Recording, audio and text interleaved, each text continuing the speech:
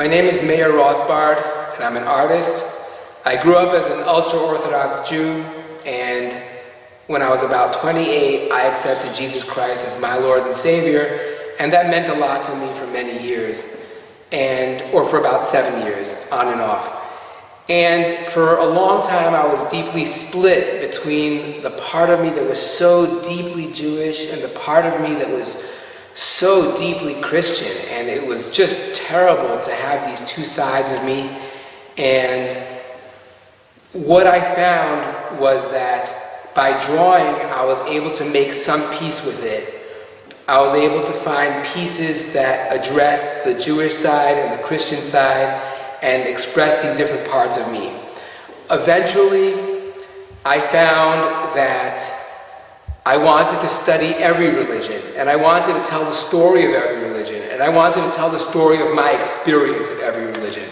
And so this show that you're all seeing here today is part of the story, is the way I tell my story of diving into each religion and experiencing each religion. I want to thank Chochmat Halev here for giving me the opportunity to have this show. This is the best thing that could have ever happened to me, particularly because this is a synagogue. It's a Jewish place of worship, and it's some place where I come to pray sometimes, and I love it. And at the same time, they agreed to put up a couple of my crosses. And the crosses symbolize a part of my life where I was deeply connected with Christianity, and the part of me that really has found some very deep wisdom in Christianity. And so I'm really grateful that they, a synagogue, agreed to put up my crosses, because it kind of, for a moment, brings together these two parts of me, the Jewish part and the Christian part. And it gives me hope that Jews and Christians can see how amazingly close their traditions are. Because the way I grew up, it seemed like they were so far apart. And it turned out, after many years of studying, that they were really like a hair away from each other. And I wanted to tell that story, and I can't think of a better place to tell that story than right here. I grew up as an ultra-Orthodox Jew, studying the Talmud, studying the Torah, studying Hebrew, studying Aramaic, and basically that was our life. That was everything I knew. I never thought I would ever do anything else different with my life but study the Torah and study the Talmud. And it was wonderful. It was a great life until it wasn't. And I realized something. I realized that just like I had this rich life where all I knew was my tradition and my people, our stories, our interpretations, our verses, our language, I realized that I knew nothing about anyone else and their language and their ideas and their traditions. And the moment I crossed over that line, the moment I realized that other people existed, the moment I realized that other people had their own truth, their own tradition, their own interpretation, I was like, I'm just so curious what they think, how they pray, how they think, how they talk, how they conceptualize their spirituality, how they may do things slightly different, how their customs are similar to mine and how they're different, how their language is similar, how it's different, how they communicate their relationship with spirit or the divine similar to the way I do or different.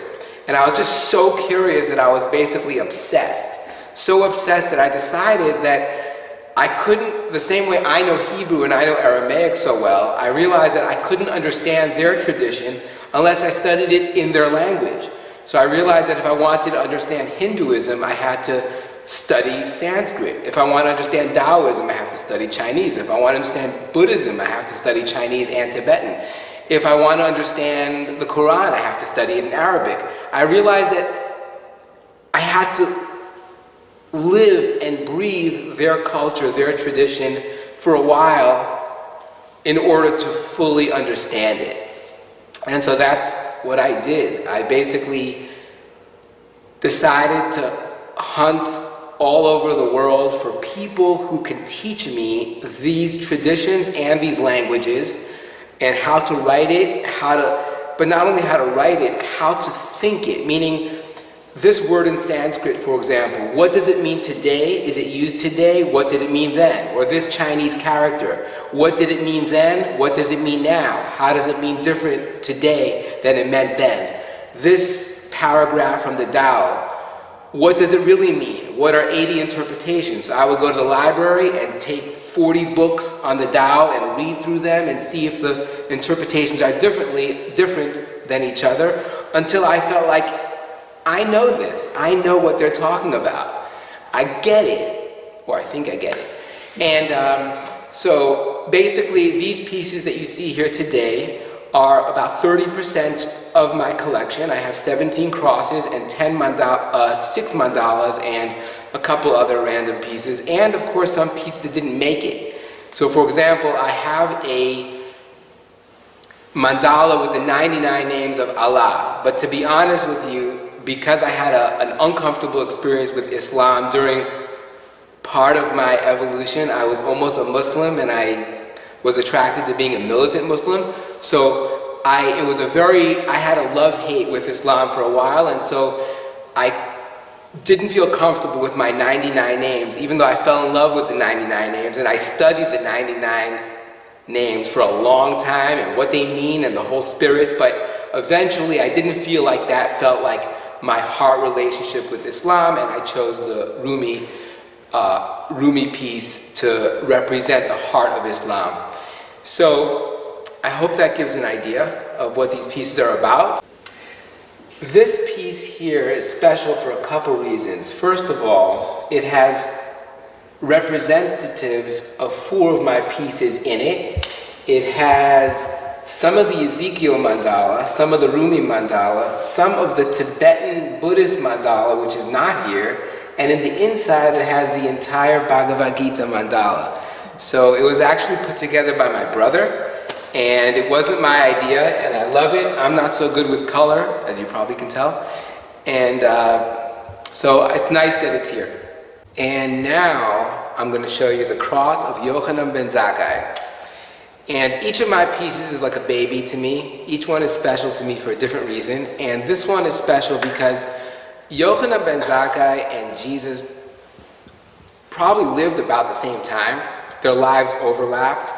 And I think that's so beautiful because having been a Christian and having had this relationship with Jesus and having felt the emptiness that I felt he filled within me, I later on wondered, how do us as Jews fill up our emptiness? How do we find spirit? So as I grew up, or when I grew up, I didn't find the spirit in my tradition.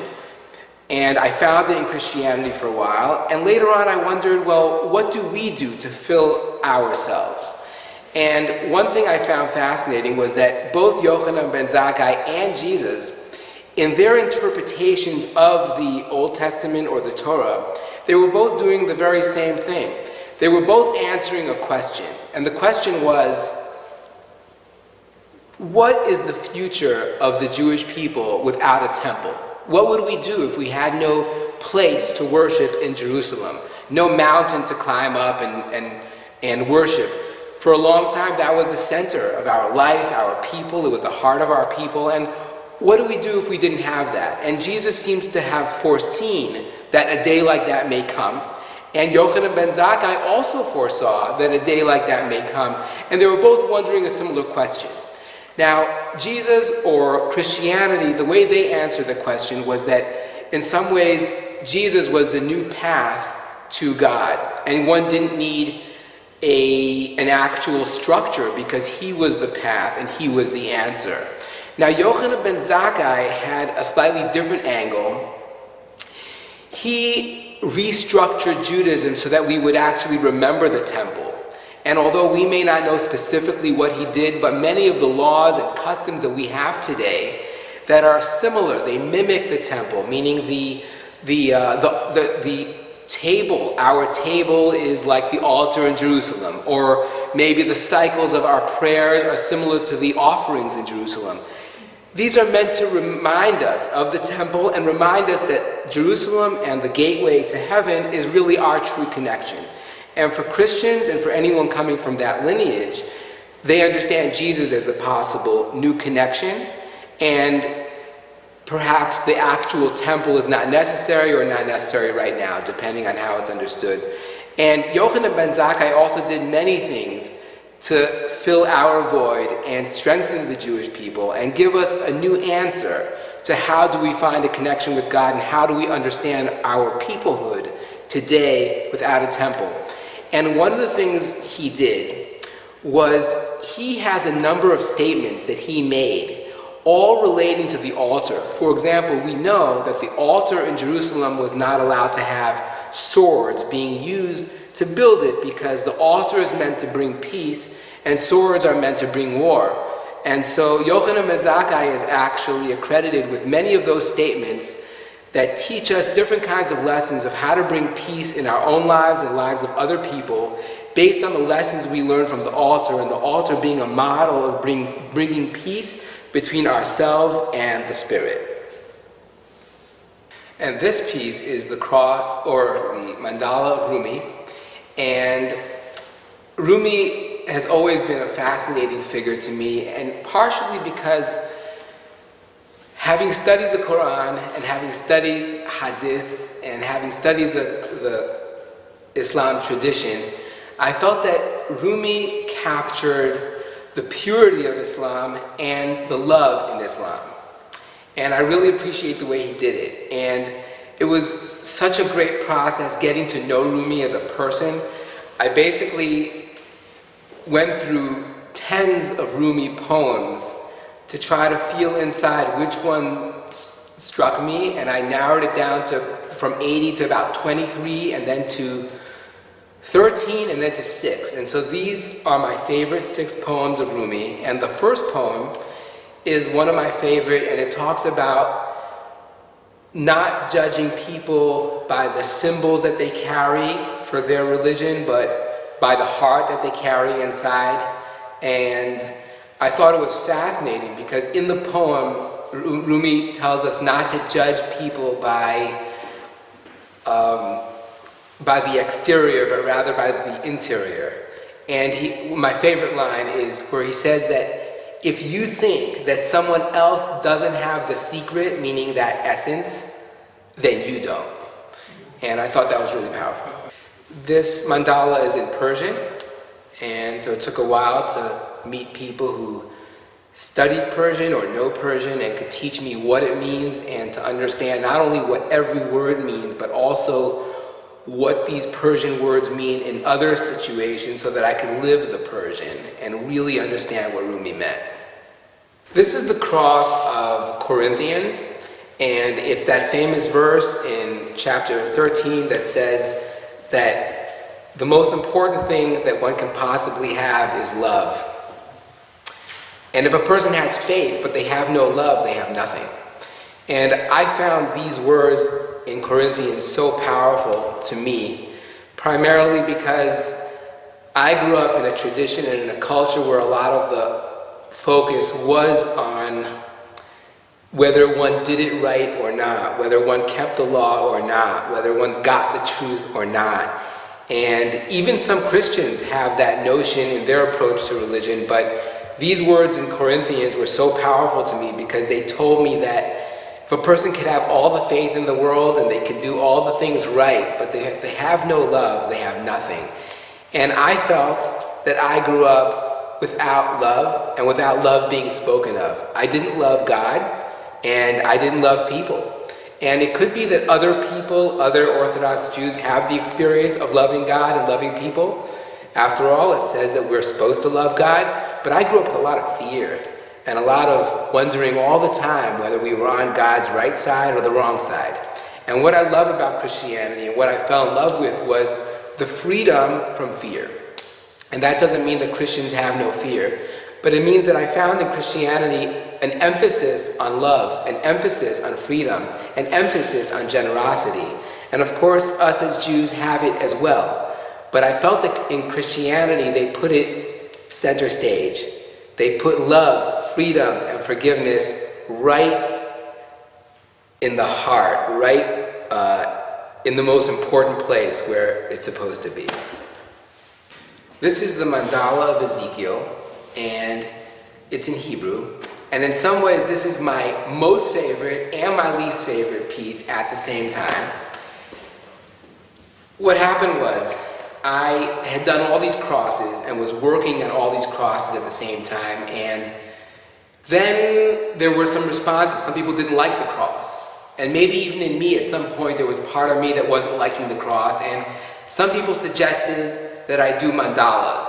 They do circles, that circles were more welcoming for people. And I did 5 mandalas. I had already finished the mandala of the Tao, the mandala of the Bhagavad Gita, and all the other mandalas, and the only thing I didn't do was a Hebrew mandala. And I realized that I was avoiding the Torah because I don't like the Torah. I felt it wasn't a good book, and I didn't want to read it anymore. But I also realized that, unfortunately, the collection wouldn't be complete if I didn't have a mandala that represented the Torah. And so I decided that I just had to do a piece on the Torah, a mandala that represented the Torah, but not only the Torah, the heart of the Torah. And so unfortunately, I would have to delve one more time into this book, which I had very uncomfortable memories about. And so what I did was this. I kept on answering, as I traveled through the Torah, all the Tanakh, all 24 books, I kept on asking myself the question, what do you like about this? I just asked myself again, but what do you like? But what is inspiring? What might be inspiring? What might be something you can connect to? I just try to keep on asking myself that question. And then some answers started coming. And not only started coming, there was like all these exciting answers. And I was like, wow, I actually started to like this book again. I don't even know how. And I eventually divided the entire Tanakh into 8 or 10 different categories of things that I liked. And every one of the categories had about 10 to 20 psukim, verses, under that category. So there was the category of generosity. There was a category of passion. There was moments of passion in the Torah, which are very exciting and very interesting to me. Now, eventually, I chose the category of redemption.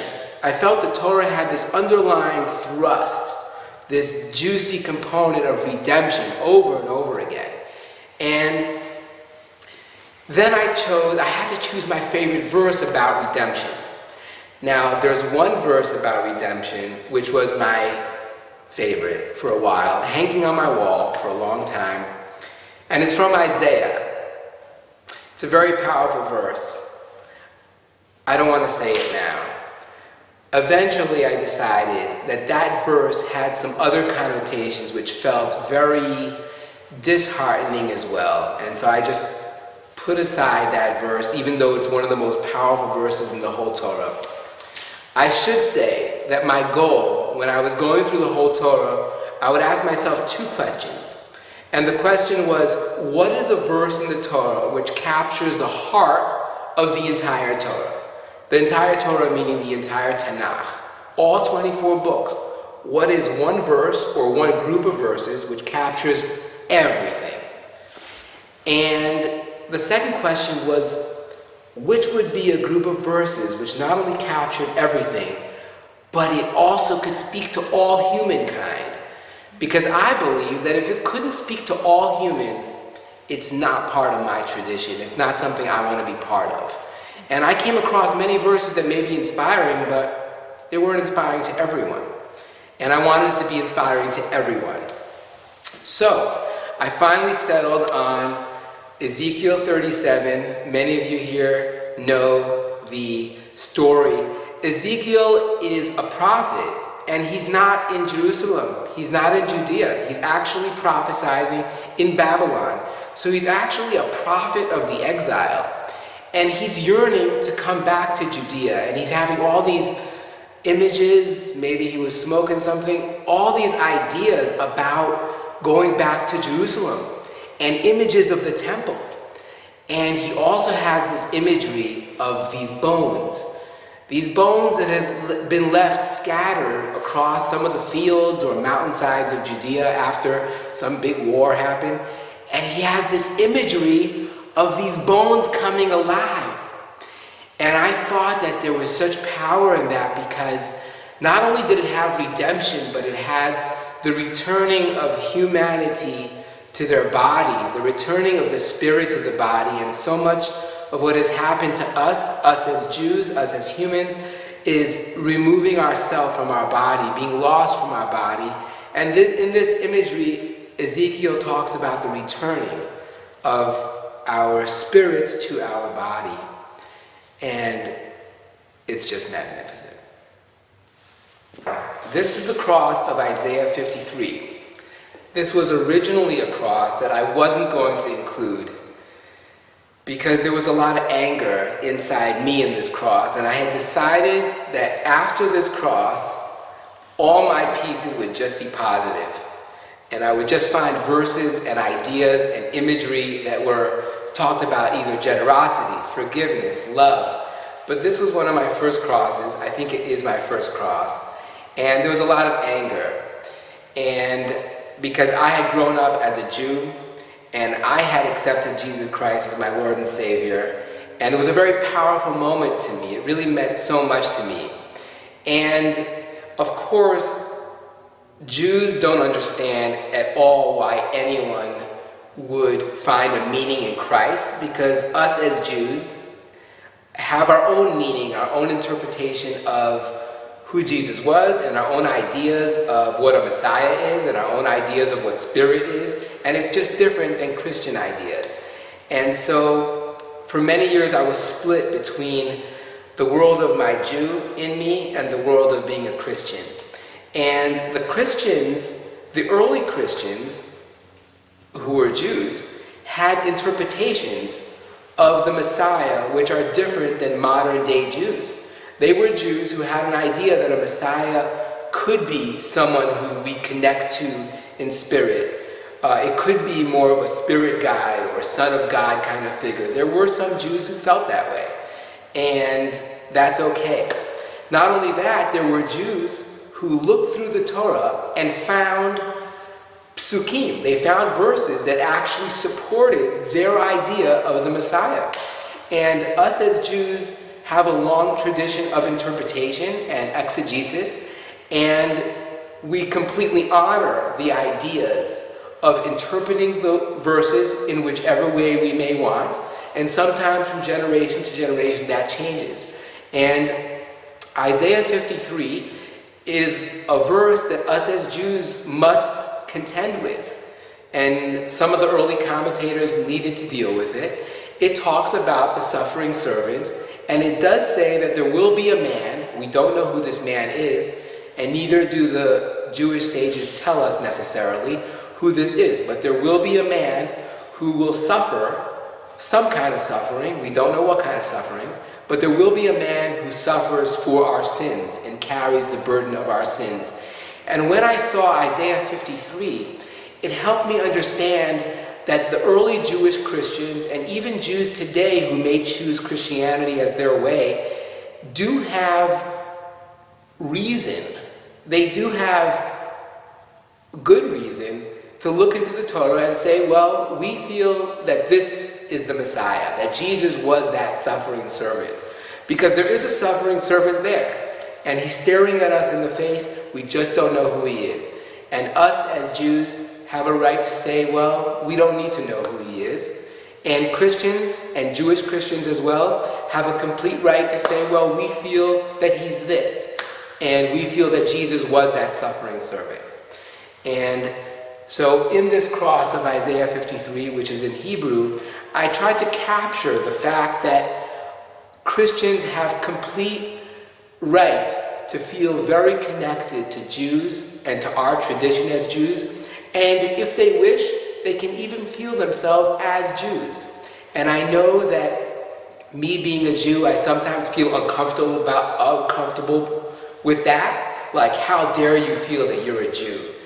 But deep inside, I also feel that there may be reason for them to feel themselves very connected to Judaism and to our people and to our tradition because they connect to Jesus Christ as a continuation of different hints and different glimpses of a messianic figure which is written about in the Torah. And us as Jews just have a different idea of who that messianic figure is, even if we don't know who he is, and even if he never comes.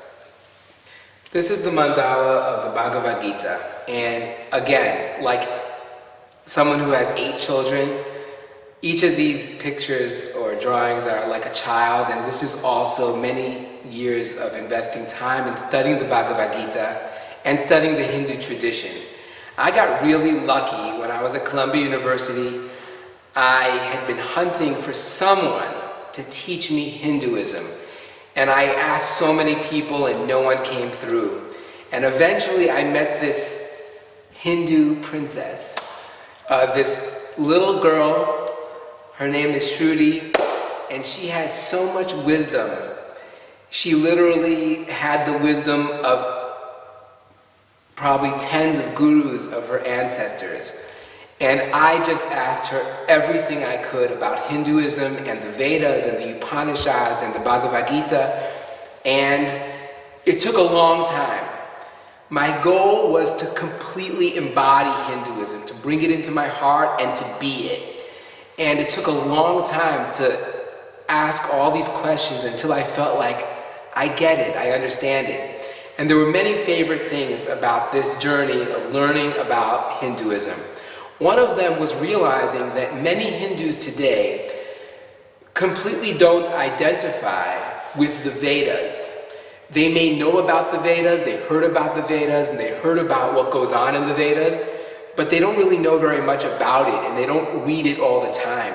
And the Bhagavad Gita, which is this small little 700-verse poem, is something that has become so popular and captures the heart of Hinduism, even for Hindus today. And I wondered about that. Why is it that this massive volume of tradition has almost gone forgotten, and they don't really know what's inside of it, except for small hints? But the Bhagavad Gita is something that has captured them. And what I found was that the Vedas contain many things about ancient rituals, long dragged out rituals that may have taken months. And people may not connect to that today. And I realized that in the Torah as well, we have these rituals and korbanot, offerings, sacrifices, which we don't do today, and which are very boring for many people to read, and which make no sense, and many of us don't relate to. And I found that I was able to appreciate my tradition better, because I realized that all of our traditions have these old, say, trucks, old rusty trucks that we're dragging around, old pieces, old relics, which we no longer relate to, and we try to make peace with. But we also try to, at the same time, identify or connect with pieces of the tradition which still ring very true to us. The Bhagavad Gita is a battle story, and it was very difficult to read when I finally realized that this beautiful spiritual poem is actually taking place on a battlefield, and it was actually encouraging people to actually hurt each other. I was deeply disturbed, and it made me think about many of our traditions that have war and battles as part of our sacred text. And it made me wonder, how can we possibly make peace with this? Because maybe we should just throw out the text and live from our hearts. Wouldn't that be a better idea? And maybe it is a good idea.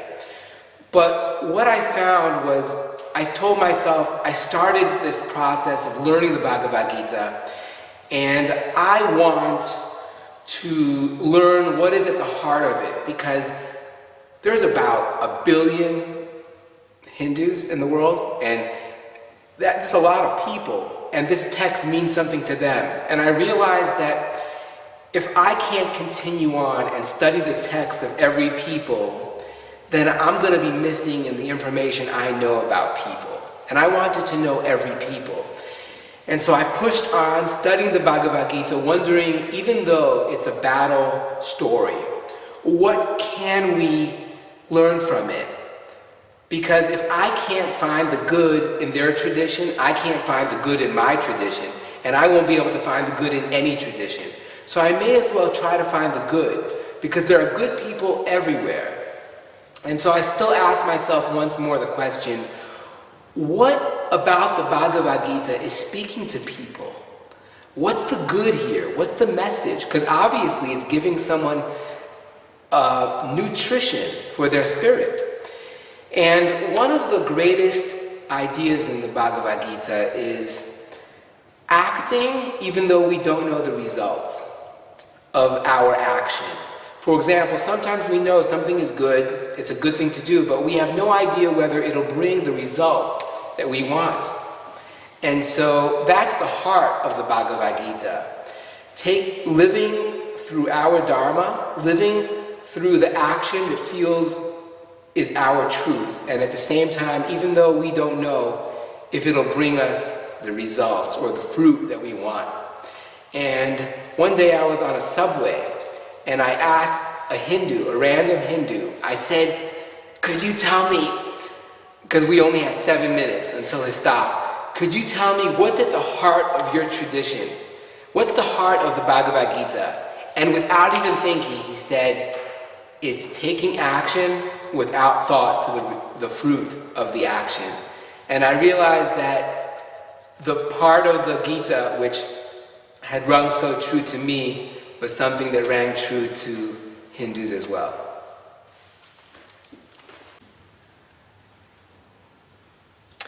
This piece is called Abraham or Ibrahim, and considering the fact that there must be about 4 billion people in the world, maybe it's 5 billion, I don't know.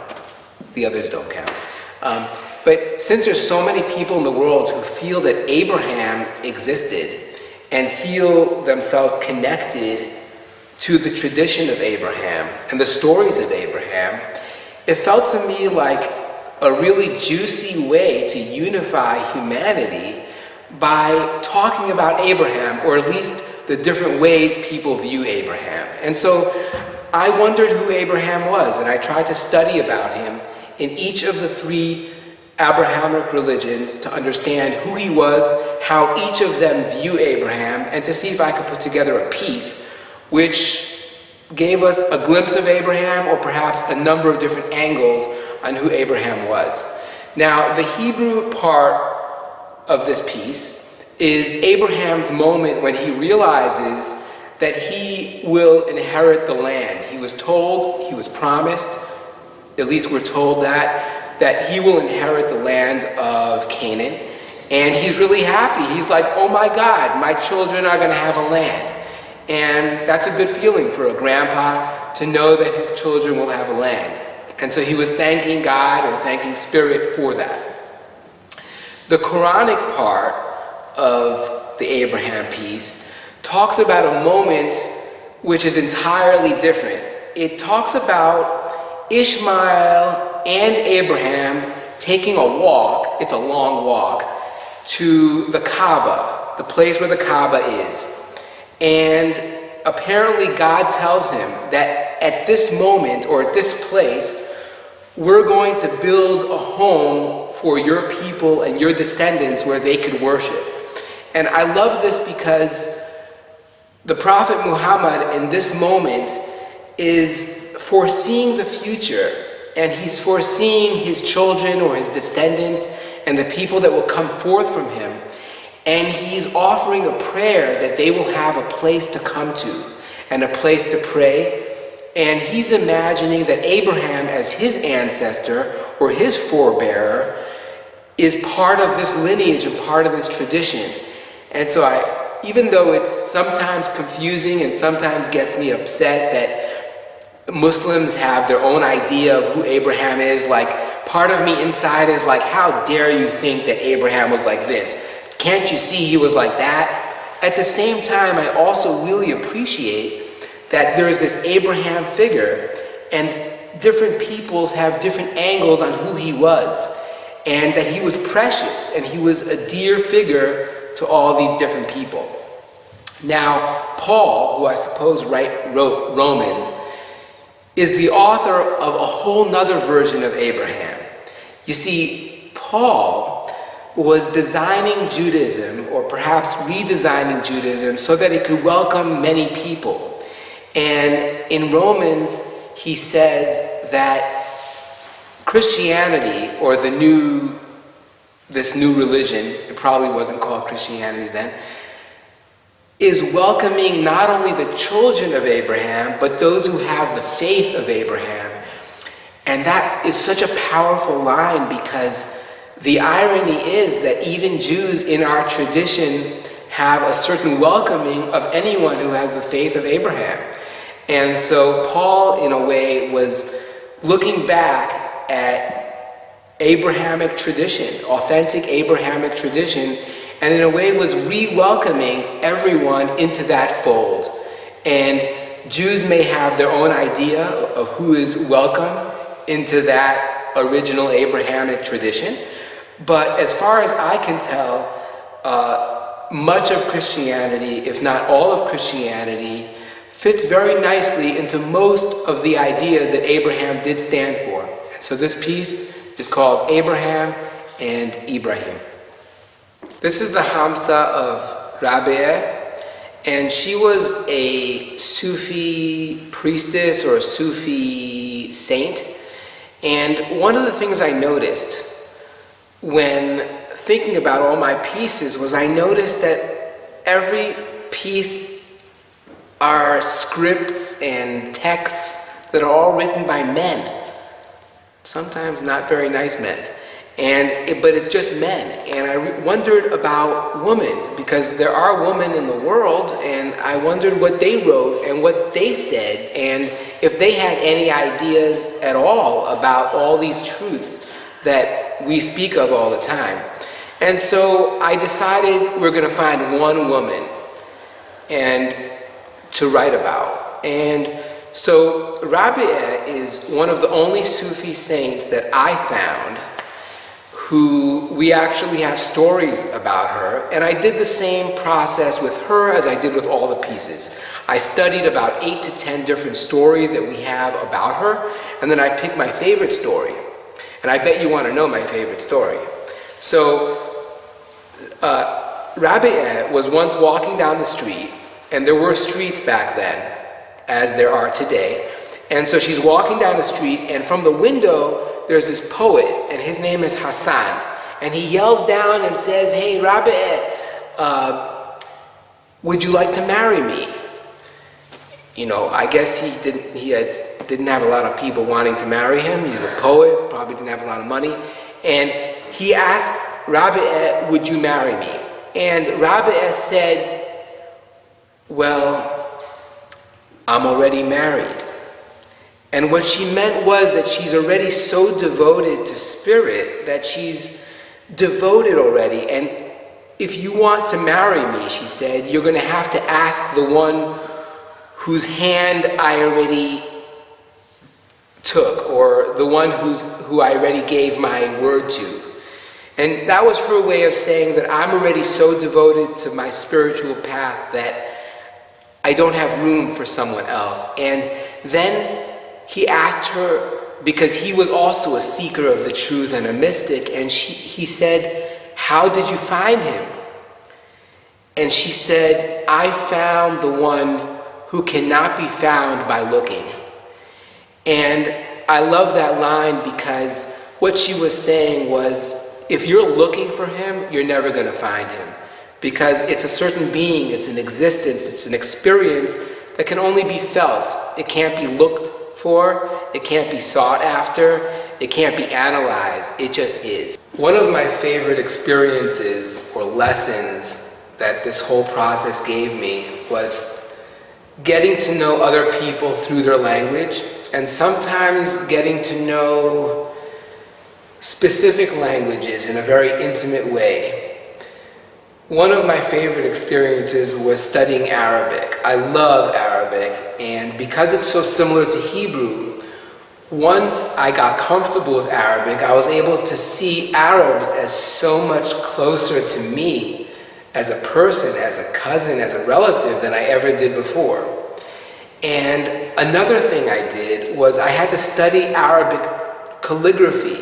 So I studied about 8 different kinds of Arabic calligraphy in order to basically become an Arabic calligrapher. Because the only way art can be created is if it comes from my heart. And the only way art that is calligraphy the only way art can come from my heart when it's calligraphy is for me to live and breathe that tradition of calligraphy. And so it was a fabulous experience to study Arabic and to practice Arabic so many times until I pretty much felt myself connected with the many hundreds of years of Arabic calligraphy. I felt I was an Arabic calligrapher.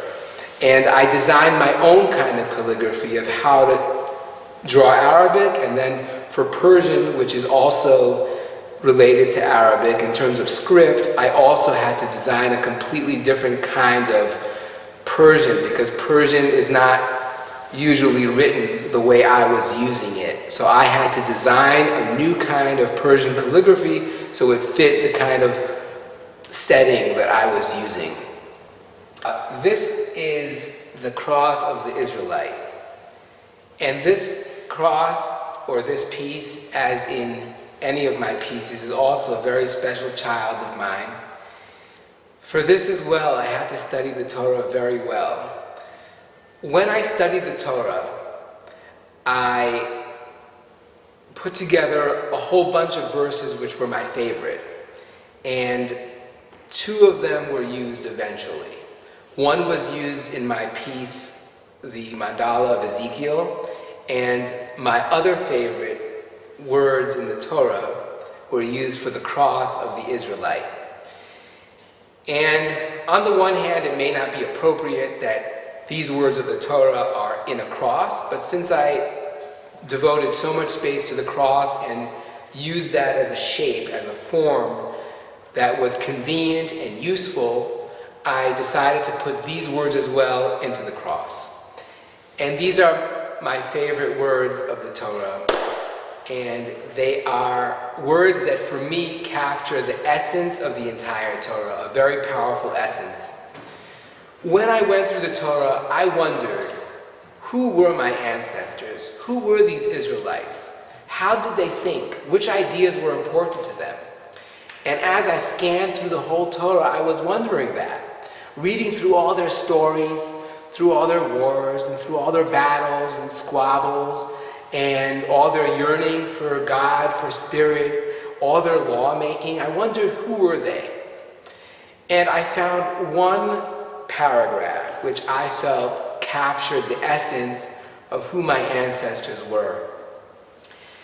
There is a story or a group of verses which tell us that the ancient Israelite would climb up the mountain, climb up for the pilgrimage in Jerusalem or any mountain about once or twice or 3 times a year.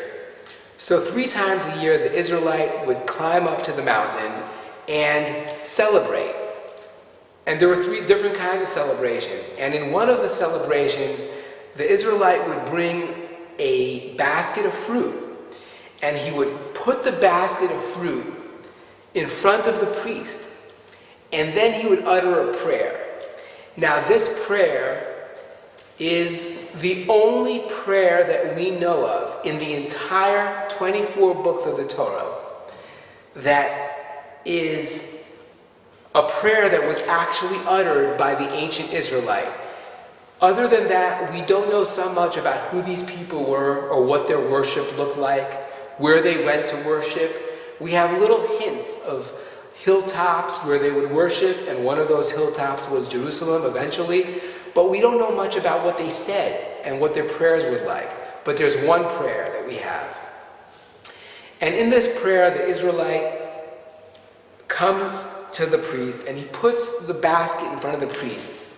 And he says to the priest, or he says to God, he says, listen, God, I have given all the gifts that I need to give to others, I've given. I've taken care of the widow, I've taken care of the orphan, I've taken care of the stranger, all the people in my village who need care, I have taken care of them. And now it's your job, God. Look down upon your people Israel and bless this land. What the Israelite was doing was he was saying to God, look, I have done my part. I took care of the people who I need to take care of. And now you take care of us. And the reason why this is such a powerful verse is because every tradition has a power. I truly believe that every religion has some kind of spiritual connection that is special. They have a message or a way they communicate that message that is powerful that no other religion has. Now, that doesn't mean there aren't similarities among the religions, but I feel that different religions, the Bhagavad Gita has a power, Islam has a power, Judaism has a power, Christianity has a power. Each religion has a gift that it's special. And if we study that religion, we study Buddhism, study Taoism, you'll see there's a gift there that maybe you couldn't get from your own religion, but that religion was able to give. And I always wondered, what's the gift of the Jewish religion?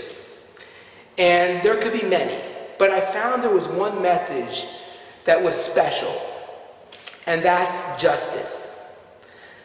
The Jewish religion is not so much about kindness and generosity.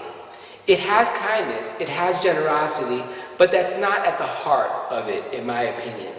The heart of Judaism is justice. Eye for an eye. Now, eye for an eye isn't a pleasant idea, and a long time ago there may have been a time when people actually did eye for an eye. But what is being communicated through that eye for an eye is a sense of balance, a sense of evenness, a sense of, well, if something was taken, something needs to be given. In the Jewish tradition, from how I grew up, there's a lot of emphasis on giving back lost objects to people. It was taken from them, now we give it back. If something was stolen, now we give it back. There's a certain evenness. And so here too in this prayer, the Israelite tells God that there's a balance here. We as humans have our job. It's to do justice to the people around us, to be kind to the stranger, to the orphan, to the widow, to people who don't have as much as we have. And once we do that, your job, God, is to give us, because we don't have as much as you have. So after we did our job, you do your job.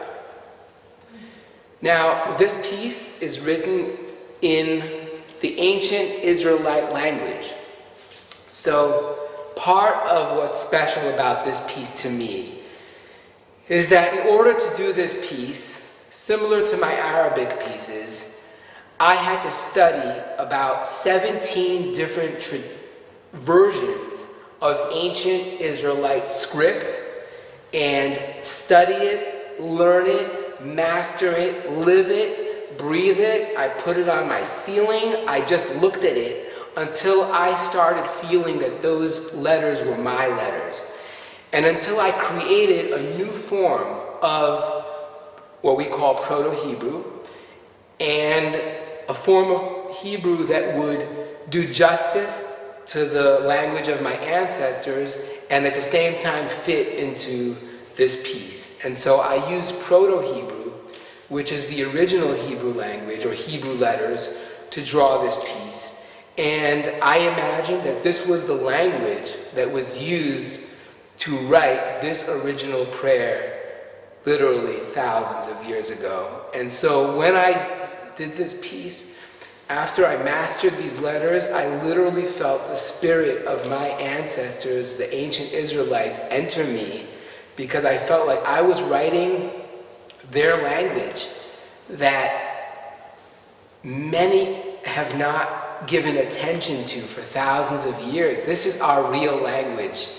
This is what they wrote. These are the letters you'll see scratched onto old stones throughout Israel or throughout that region, that area. And so this is the language of my people. This cross right here is called the Cross of Palestine. And I should really say that many people have asked me, like, why the cross? It seems like so many have a specific idea of what the cross means to them, what the cross means to Christians, what the cross means to Jews. And so why the cross? And there's actually about 18 different reasons of why I chose the symbol of the cross. One reason is because the cross at one point meant to me that Jesus Christ was my Lord and Savior. And so it was a very special symbol. I love the cross. I fell in love with Christ, what he means, and also what that symbol means. And that symbol meant the moment when he came on this earth, or the moment when he sacrificed himself for our sins. The moment when he taught us how to love. The moment when he taught us how to be human. The moment that he taught us that we can't carry the burden of life and of sin on our own, and we need him to carry it for us. That's what the cross meant to me at one point. Later on, the cross did not mean that dogmatically, but it still meant something. And I also felt that there would be a message in that it used to mean something and it no longer does, or it used to mean something and it no longer means what it meant. And it taught me, and I hope it could teach others, that a person can go through different phases, and a symbol might mean one thing one day and it may mean another thing another day, and that's okay. The cross also, to me, symbolized forgiveness. Forgiveness of sins. And the amazing power of forgiveness, and the kind of forgiveness that one can only have through the power of Christ. Now, as a Christian, Christians feel that forgiveness, and when I was a Christian, I felt that forgiveness only through Christ. And I realized that any human can feel that forgiveness through the name or spirit of anything else. But for me, the cross symbolized forgiveness. And in this cross, the cross of Palestine, it captures the forgiveness element. As an Israeli, I love Israel, I love my land, I love the Middle East, I love Arabic, I love Hebrew, and I'm proud of that. I really like that land. And at the same time, it gives me much pain that my having a home there has taken a home away from some others. Hard to live with that kind of dichotomy and those two feelings at the same time, and I wondered, how do I live with those two feelings? Is it possible for me to be a Jew and love Israel and love Judea? Did you know that we're called Jews because we come from Judea? And that's my home, that's my land. That's the land of my blood, the land of my forefathers, at least as far as I know. And at the same time, it's someone else's land as well. And how do I make peace with that? So it's impossible to make peace with that, actually.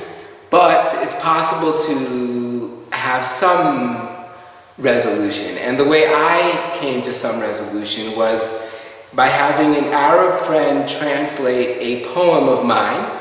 And the poem basically says, that there are no words for the pain of what has happened. And so I'm not going to use any words, but I just say to my sister Palestine, I'm sorry. And anyone can interpret that I'm sorry in many different ways, and it's not my job to interpret it for them. But I'm sorry is just I'm sorry. It doesn't mean I'm sorry for existing, and I'm sorry for wanting a home, but it means I'm sorry for this odd predicament that we've put ourselves in, that I put you in, that you've put me in, that us as humans find ourselves in. And it's a silent prayer for resolution, the overall resolution. And this piece is called The Cross of Palestine. Are there any questions? Yes? What do you plan to do with the show? Where would you like to see it go? And who's your desired audience? What kind of venues? Where would you like to take it in the world? My hope was to start a conversation piece. A conversation about the relationship that people have with other religions. It doesn't, the vision originally was to build 12 crosses out of stone, 20 feet high, on the top of a mountain, and have people question or wonder about their relationship with the cross. And have each of these crosses be from different traditions, so people would get a chance to reflect about what does Christianity mean to them. If they were a Christian, what's the heart of Christianity? If they weren't a Christian, they would have a chance to think about what's the heart of Christianity, and if that's something that's appealing to them. That was the original vision. Then, once I realized that people weren't comfortable with the cross, I started doing the mandalas, and the idea of the mandala was to build a temple have a marble floor and carve into the temple on 6 points each of the mandalas. So you would have this circular temple with 6 mandalas carved into the floor, and a person can worship, pray, or spend time with any tradition they wished at that moment, at that given day. So that was my vision. I also knew there was a sense of mission. I knew I had to do this, and I didn't know what it would look like, and I didn't care. Meaning I knew I had to tell a story about what I had experienced. I knew that I had taken thousands of hours to delve into each of the traditions to such a degree that I became that for a period, and it was a little scary sometimes, but I became each of those traditions, and I felt that this message had to be taught, that it's possible for a person to have multiple layers inside them. So it's possible for a Jew to find love in Christianity. It's possible for a Jew to find beauty in Islam. It's possible for a Jew to find peace in Buddhism. It's possible for a Muslim to find messages in these other traditions that feed them. And wouldn't it be wonderful if every one of our traditions, we all were like little thieves that took the goodies from every tradition and we enriched ourselves if it can, because every tradition has a little something to offer, and some of it is bad, and some of it's terrible, and some of it's beautiful, and some of it's gorgeous. So take a little nibble, a little bit of chocolate from here, a little chocolate from there, and then we can all become better people. Are there any other questions? Anyone else? Because I have a second one. Oh. Sure. Okay, at the risk of sounding anti-Christian, Sure. I would like you to address the discomfort that a lot of us have with the cross as Jews, and I feel it's the elephant in the room that you kind of touched on, and I think it would potentially keep a lot of people who would be interested in this exhibit away. I know that I can admit myself being one of them. Going back to We Killed Jesus, to blood libel, there's, Christian baby blood in our matzah, except to the Holocaust, to Vatican II, all these, centuries and centuries of anti-Semitism because of Christianity. And so I feel like the cross is a very triggering symbol for a lot of us. And while I can totally appreciate you doing what you're doing, and I'm really glad I did come to see them, I think it's something that you need to talk about. This is a great question, and it's actually my favorite question, and I'm so glad that you asked it. Because actually, me being a Jew, and being someone whose ancestors were consistently either slaughtered, killed, persecuted in different ways in the name of the cross, I too feel a similar feeling. I'm not a stranger to the horror that has been done to Jews and to a lot of people in the name of the cross. And in the process of doing the crosses, I've met a lot of people and had a lot of interactions, even with some very liberal Jews who were horrified by what I was doing. And each time that I met horror, each time that I met people who had suffered, each time that I felt the suffering in me, each time I hated my own crosses, each time I asked myself, why am I doing this? This is terrible. Using this symbol that has done so much harm, so much pain to so many people and my people, why am I doing this? So I addressed this partially before, but not completely. First of all, I fell in love with Jesus Christ as my Savior. That means that for a while, that meant that He was God, and that was the way I connected to God. So that almost surpassed all the pain and all the horror and all the terrible things that were done in His name, because to me, He was the way to the Father. At that time, when I was a Christian, there was no other way. There was no question. And so, as in many matters of faith, there wasn't logic to it. It was just that He was the Savior, and He came for my sins, and He came to help me. So there wasn't logic. It's just more faith, and this is my faith, and I will go forward with this faith no matter what. Now, in terms of the horror that's been done in the name of Christianity, I've had to wonder a lot about that, and as I've said before, I've had to ask myself again and again, why am I doing this, and will anyone listen, and will anyone see this, and it's going to be so disgusting to so many people, and so repulsive to so many people, including me. And what I told myself every time this would happen was that if we continue to run away from the things that repulse us, there'll never be peace, there'll never be resolution, there'll never be healing. And the only way to have it is to face it head on. And so I said, I'm going to take this symbol, which is used for so many bad things, and I'm going to look at it straight in the eye. Not only we're going to look at it, we're going to hug it, we're going to love it, we're going to talk to it, we're going to engage with it. We're going to put it up, and we're going to put it. And the reason why we're going to do it is because the only way we can learn to love, the only way we can learn to heal is if we bring close, not quickly, but just slowly, bring close the things that we are so disgusted by. And the same way I grew up being disgusted by Judaism, I grew up with very not nice people who weren't open to love, open to healing.